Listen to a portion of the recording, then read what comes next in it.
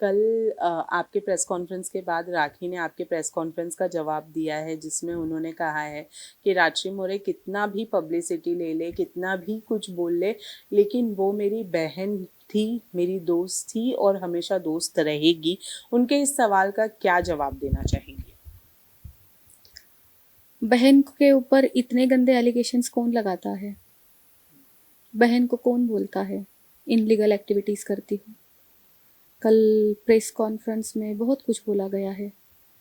अगर आप ये दावा करती हो कि बहन हूँ, तो बहन के बारे में इतनी गंदगी कैसे कर रही हो राखी? क्या क्या बोल रही हो आप मेरे बारे में? आपको बोलना है राखी बहन के बारे में तो सच बोलो। ये एलिगेशंस क्यों कर रही हो? एक चीज़ और है, वो ये है कि उन्होंने कहा कि राजश्री ने कहा कि मैंने उनके बिज़नेस को अपना बिज़नेस कहा है, उनके पास क्या प्रूफ है? उन्होंने कहा कि मैंने कहा कि उनके जो स्टूडियो है उसमें इलीगल एक्टिविटीज़ होती है, उसका राजश्री के पास क्या प्रूफ है? तो राजश्री मोरे जो खाली ऐसे ही हवा में तीर फेंक रही हैं और बोल रही हैं, पहले सबूत पेश करें और उसके बाद। जी नहीं। जब तक बुखार नहीं आता है तब तक तो डॉक्टर भी इंजेक्शन नहीं देते हैं, ठीक है? तो अब मुझे बुखार आया है, राखी सावंत ने मुझे बुखार दिया है। जब मुझे इंजेक्शन लेने का मेरा टाइम आएगा तब मैं जवाब दूंगी। मुझे अभी बताने की ज़रूरत नहीं है, स्पेशली राखी को बताने की ज़रूरत नहीं है कि मेरे पास क्या सबूत है। मैंने पुलिस कंप्लेंट की है तो मेरे पास सबूत है, तभी मैंने की है। राजश्री, ये सारी चीज़ों की शुरुआत दुबई से आने के बाद में हुई है। कल राखी ने एक बात ये भी कही है कि दुबई में क्या हुआ था वो पहले जाकर और राजश्री से पूछो। क्यों राखी सावंत वहाँ से चली गई थी, क्यों अपनी वकील फाल्गुनी को लेकर चली गई थी, और क्या एग्जैक्टली हुआ था दुबई में? अगर राजश्री में हिम्मत है तो राजश्री बताए कि वहाँ क्या हुआ था, क्या है वो चीज़ जो वहाँ हुई थी और आप दोनों की लड़ाई हुई और चीज़ें खराब जो मैंने कल स्टेटमेंट दिया है, हमारे बीच में जब वो मेकअप करने का टाइम आया था, जब वो मुझे बोल रही थी कि 5,000 दिराम लेके आओ, 5,000 मेकअप के और 5,000 उसके ड्रेस के, और मैंने मना कर दिया लाने के लिए कि राखी देखो फिर से तुम यही कर रही हो जो तुम इंडिया में करती थी। मैं तुम्हारी दोस्त हूँ, ना कि मैं तुम्हारी मैनेजर हूँ। तो उसने मुझे बस वही झगड़ा करना स्टार्ट कर दिया था, वही जलील करना स्टार्ट कर दिया था। और उसने मुझे एक बात और भी बोली थी कि हु आर यू? मैं राखी सावंत हूँ, रेस्पेक्ट मी। आप तो आम लोग हो। एक्ट्रेस लोगों को मेकअप की ज़रूरत पड़ती है, एक्ट्रेस को ड्रेस की ज़रूरत पड़ती है, आप आम लोगों को ज़रूरत नहीं पड़ती है। ये उसने मुझे और फाल्गुनी को दोनों को बोला था। खैर, हमने वहाँ पे लाइक इस बात का जवाब देना ज़रूरी नहीं समझा। हम दूसरे के देश में थे, दूसरे के जगह पे थे, ऑलरेडी हमारी बेइज्जती हो रही थी। और इस बात का जवाब नहीं दिया कि जैसे कि उसने बोला कि हु आर यू? मैं राखी सावंत हूँ, मेरी रिस्पेक्ट करो। तो अच्छे से याद है सारे शब्द, और झगड़े वहीं से स्टार्ट हो गए। उसके बाद इनॉग्रेशन हुआ और देन सब जैसे तैसे हुआ। फिर वापस से ऊपर आए, कमरे में आए, फिर से राखी के झगड़े स्टार्ट हो गए। राखी चाहती थी कि यहाँ से भाग जाते हैं, तो मैंने कहा भागना सही नहीं है, शोभा नहीं देता है भागना। तो हम तरीके से निकलेंगे, बट राखी को नहीं रुकना था वहाँ पे। तो राखी अकेली निकली है उस दिन रात को। और उसके बाद जैसे कि राखी बोल रही है कि वो भाग गई थी। देखो खुद ही बोल रही है वो भाग गई थी, राइट? मैंने तो ये बोला ही नहीं है। क्या मैंने कल स्टेटमेंट दी है कि राखी भाग गई थी? तो राखी खुद ही बोल रही कि वो भाग गई थी। तो ठीक है, वो भाग गई थी वहाँ से। एंड देन नेक्स्ट डे मैंने और फाल्गुनी ने रूम वहाँ से होटल खाली कर दिया था, और एक द लीला करके वहाँ पे होटल है, वहाँ पे हमने चेकिंग किया है। और उसके भी प्रूफ मेरे पास है क्योंकि द लीला का रूम मेरे नाम पे था। लेकिन वो यॉट वाली बात कौन सी थी? क्योंकि राखी ने पहले तो यॉट वाली बात कही और दूसरे ही बार उन्होंने एक कमरे वाली बात कही कि वो कमरा छोड़कर चली गई थी। तो एग्जैक्टली यॉट पर आप लोगों की लड़ाई हुई थी या फिर कमरे में आप लोगों की लड़ाई हुई यॉट पे तो कोई लड़ाई नहीं हुई थी। यॉट तो इतना अच्छा एक्सपीरियंस था सबका। इतना ब्रिलियंट एक्सपीरियंस था। सब ऐसे हवा में बैठे थे, गानों का मज़ा ले रहे थे, इंजॉय कर रहे थे। यॉट में तो कुछ हुआ ही नहीं है। क्या यॉट में क्या और क्या हुआ था? मतलब जो भी हुआ आप लोगों के बीच में वो बस क्लब के लॉन्च के बाद में कमरे के अंदर हुआ है। नो नो नो, बस क्लब लॉन्च की जो तैयारी हो रही थी, जो रेडी होना होता है, हम सबको रेडी होना था ना नीचे जाने के लिए। मीडिया आने वाली थी, 10 बजे मीडिया आने वाली थी। एंड उसके पहले ये स्टार्ट हुआ था करीबन 5:30-6 बजे के बीच। रेडी होने में टाइम लगता है राखी को। उसके मेकअप वाले आए थे, वहीं से कहीं से अरेंज किए हुए थे। उन्हीं के चक्कर में तो 5,000 और 10,000 दिराम उसको चाहिए थे, जो मुझसे मंगवाना चाहती थी। और मैंने मना कर दिया तो उसने मुझे जलील करना स्टार्ट कर दिया। लेकिन मैं क्यों जलील हूँ? क्यों, किस लिए जलील हूँ? मैं नहीं गई वहाँ पे मांगने के लिए। मेरा काम ही नहीं है पैसे मांगना, मेरे नेचर में नहीं है पैसे मांगना। और जैसे कि वो कह रहे कि यॉट में क्या हुआ था, क्या हुआ था यॉट में? दिखाए भाई क्या हुआ था। कुछ नहीं, बहुत अच्छा इंजॉय, मस्त ऐसे बैठे थे, पानी लहरें उठ रही थी। यॉट का सफ़र इतना सुंदर था। यॉट से पूरी दुबई दिखती है, गोल पूरी की पूरी दुबई दिखती है। इतना हसीन सीन था, बस वही देख रहे थे। और यॉट में कितना ही टाइम थे, मेरे ख्याल से 1-2 घंटे की यॉट होती है, उससे ज़्यादा कहाँ होती है। बस। अ, तो ऐसी क्या बात है जिस पर राखी ये दावा कर रही है कि अगर मैंने मुंह खोल दिया तो राशि का इंडिया में रहना मुश्किल हो जाए? राशि इंडिया में रहेगी या नहीं रहेगी, राखी सावंत डिसाइड करेगी। तो मैं चाहती हूँ राखी सावंत, आप मुझे बताओ कि मुझे इंडिया में रहना है या नहीं रहना है। और बता दो, मुंह खोलो, आप ही बता दो ना। कि आप जैसे बोल रहे हो कि मैंने मुंह खोल दिया तो राखी सावंत इंडिया में रहेगी या नहीं रहेगी, तो आप ही बता दो, आप ही मुंह खोलो और आप डिसाइड करो कि मैं इंडिया में रहूँगी या नहीं रहूँगी। बल्कि मेरा इंडिया में रहना बहुत ज़रूरी है। मेरा नेल आर्ट स्टूडियो, मेरा काम, मेरा बिजनेस, सब कुछ इंडिया के अंदर है। मैं तो कोई एक्ट्रेस हूँ नहीं कि कभी मैं यहाँ जाऊँगी, वहाँ जाऊँगी, श्रीलंका जाऊँगी। या जैसे जो एक्ट्रेस घूमती है, एक्ट्रेस का तो काम होता है जगह जगह पे उनको बुलाया जाता है, उनका एक जगह पे काम नहीं होता है। तो वो लोग तो कहीं पर भी रह सकते हैं। जैसे राखी सावंत दुबई में रहती है, राइट, वो उनकी मर्जी है, वो कहीं पर भी रहे, मुझे उसमें कोई प्रॉब्लम नहीं है। राखी आप इंडिया में रहे, आप दुबई में रहे, मुझे कोई प्रॉब्लम नहीं है। बट मेरा इंडिया में रहना बहुत ज़रूरी है। तो आप मुझे निकलवा के दिखा दो यहाँ से, आप दिखा दो। आप जैसे कि आप बोल रहे हो कि मेरा इंडिया में रहना क्या, मैं मुश्किल हो जाएगा अगर वो मुंह खोल देगी।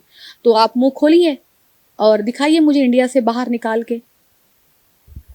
एक बात आपके ब्रांडिंग की भी आई थी, नेल आर्ट के ब्रांडिंग की, और राखी ने इस बात का सवाल उठाया है कि आप पब्लिसिटी के लिए ये सारी चीज़ें करना चाहती हैं, और तभी आपने अपने ब्रांडिंग का जो बैनर है वो अपने इंटरव्यूज़ और प्रेस कॉन्फ्रेंस के पीछे लगा कर रखा था। वेल, इस बारे में देखिए, नेल आर्ट स्टूडियो किससे बिलोंग करता है? राश्री मोरे से, ठीक है। अब आप मेरे स्टूडियो में आते हो, आपको ब्रांडिंग दिखती है, मेरा ये घर है, मेरा ब्रांडिंग में यहाँ पे मैंने लगा के रखी है। क्योंकि जब भी हम वीडियोस बनाते हैं इंस्टाग्राम के लिए, सोशल मीडिया के लिए, जो भी वीडियोस बनते हैं तो मेरे घर में भी बनते हैं, मेरे स्टूडियो में भी बनते हैं। तो इस वजह से ये स्टैंडी हमेशा यहीं पे रहती है। सो एक चीज़ और, ये मेरा ब्रांड है, राश्री मोरे का नेल आर्ट स्टूडियो ब्रांड है। अब राश्री मोरे अपने पीछे लगाए, अपने साइड में रखे, या राश्री मोरे नेल आर्ट स्टूडियो का टैटू बनाए, या अपने फोरहेड पे नेल आर्ट स्टूडियो निकाले, लगाए, राइट। ये मेरा हक है, इसमें क्या क्राइम है, इसमें मैंने क्या गलत किया है, इसमें मुझे क्या फेम मिल रहा है, इसमें मेरा कौन सा पब्लिसिटी स्टंट है? ये मेरा ब्रांड है, मैं आज मेरी ब्रांड की टी शर्ट पहन के घूमूंगी। क्या लोग नहीं करते हैं? बड़े बड़े ये सैमसंग वाले, कितने और नाम लूँ, जितने मोबाइल वाले हैं, ओप्पो वाले हैं, सब है, नहीं करते हैं। तो मैं ये सब कुछ कर रही हूँ तो मैं गलत हूँ? जहाँ तक मैं देख रही हूँ, अगर ब्रांडिंग करना, अपने बिजनेस को प्रमोट करना, ये ज़रूरी है और वो मैं करती हूँ। तो उसमें मैंने गलत क्या किया है? अगर आपके पास राखी बोलने के लिए कुछ भी नहीं है ना, सिवाय फॉल्स एलिगेशन के, तो आप थोड़ा काम करें, आपका होमवर्क और अच्छा कर ले। राशि मोरे ने मेरे पर्स से पासपोर्ट चुराया, आदिल दुरानी का। क्या कहेंगे? फिर से एक और फॉल्स एलिगेशन, क्या जवाब दूँ मैं ना थक गई हूँ राखी के फॉल्स एलिगेशन के जवाब दे दे के। अगर कोई सच्ची बात होती है ना तो इंसान को बोलने में मज़ा आता है, बट क्या इतना इजी है? वो जैसे कि उनका कहना है कि मेरा इतना छोटा सा गोल्डन कलर का बैग है, उसके अंदर मैं लेके घूम रही थी। आदिल जेल से आने के बाद आदिल ने मुझे कॉल किया, उसने मुझे बोला कि मेरा पासपोर्ट कहाँ है दो। फिर मैंने देखा, फिर मैंने ढूंढा, तो मुझे पता चला कि पासपोर्ट तो खो गया है। फिर मैंने राशि को पूछा कि मेरा पासपोर्ट कहाँ है, राशि ने बोला मेरे पास नहीं है। फिर राशि के पास वो पासपोर्ट निकलता है, उसने मेरे पर्स में से चोरी की। सच में, एक तो जब आप मुझ पर एलिगेशन लगा रहे हो ना, उसके पहले आपकी तैयारी नहीं थी। मेरे पास पूरा प्रूफ है।